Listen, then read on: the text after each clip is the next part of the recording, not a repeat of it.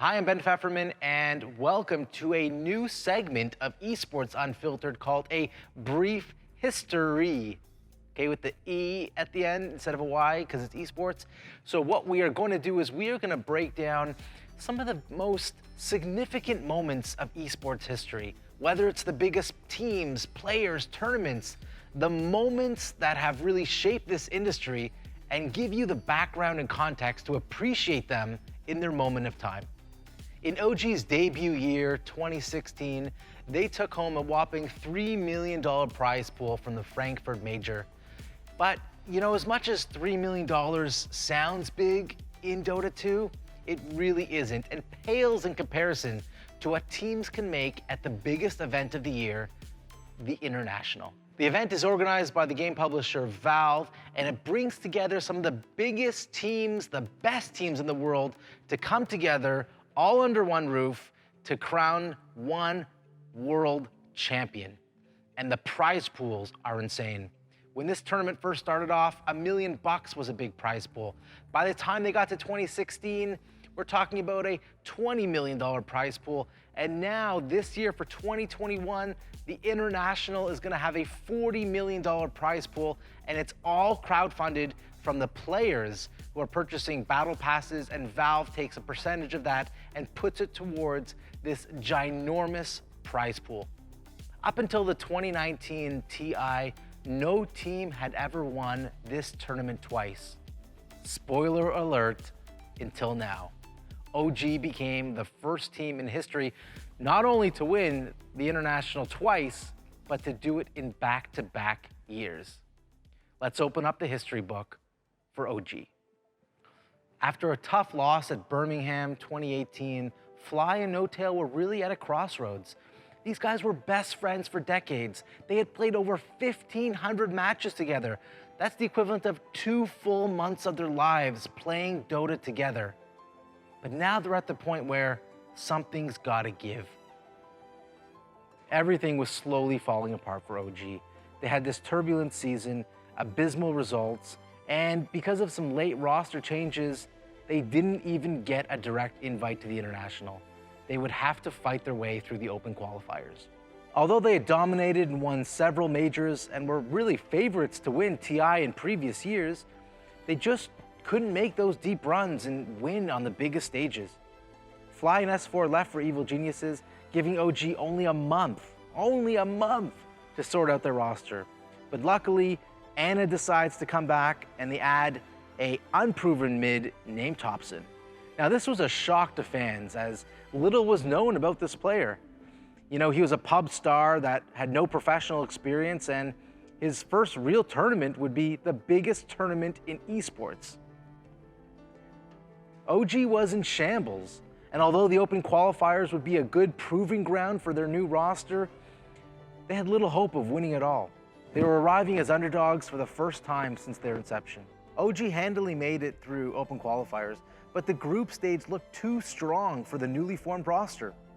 After clawing into the upper bracket, they soon faced Evil Geniuses, their former teammates that had just abandoned them months before TI. Now this sets the stage. With revenge on their mind, they managed to take down their new rivals and let the world know that they were not just there to play, but they were there to win. Although they made it further than they had ever before, it seemed they always are playing from behind and just on the cusp of elimination. In a series of truly stunning matches, OG would beat PSG LGD not once, but twice to finally win TI, $11 million cash, and hoist the Aegis of Champions. There's only one finger to describe OG's epic victory, and that's this one. The FU to their former teammates who abandoned them, all the fans, all the analysts, everyone who said that this team was finished and could never make the run. They did the impossible. A Cinderella story that no one saw coming, and it was meant to be. OG were champions. But the question remained, could they do it again? After raising the Aegis, it seemed OG had finally found their groove. But in a surprising twist, but kind of not surprising, Anna left to take another break. PyCat and ILTW were brought in to replace him and Seb. It seemed OG was content on just riding the high of their championship win. They were pretty absent from the 2019 season. OG had already proven that they could start from the bottom and make it to the top, and they already had won millions in prize money. Fans were begging to see more OG, and when TI season rolled around, they got their wish. Heading into TI 2019, OG got some pretty good luck, and getting their winning roster back was a priority. And that meant Anna and Seb. No player, let alone team, had ever won TI twice before, and OG was looking to make history. OG didn't show any signs of rust as they rolled through their rivals, Evil Geniuses, again, giving that middle finger back to their former teammates. And again, same with the 2018 runner-up PSG LGD. They faced Team Liquid in the finals, and this would be a historic match. Now in 2017, Team Liquid took it home. In 2018, OG took it. So now we know for sure that someone will be the first two-time TI winner. We all wanted to see a really close game, but that wasn't really the case. OG was too strong and blew past Team Liquid, taking a 3-1 lead and being the first team ever to win TI twice. They were the undisputed kings of Dota. So they take home their second TI victory. Now, can you guess what the next thing that's gonna happen with their roster? Anna leaves again. Like, what the fuck? The guy's won enough times, he keeps leaving, he comes back, he wins more money, he leaves again. Like, just stick around, guy, you know? But no, Anna leaves and now they gotta find another replacement. And JerAx retires as well. He made his 5 mil, you know, he's been grinding this game for a long time. We can call that a retirement.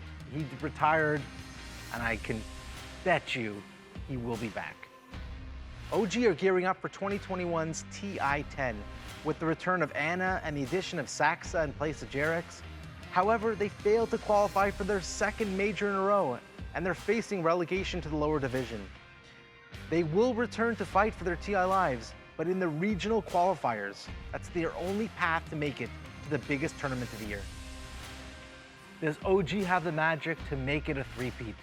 To take a organization that for sure has done what no other team has done, but can they make it a three-peat? My opinion, definitely not. This is where the road ends for OG. It's been great.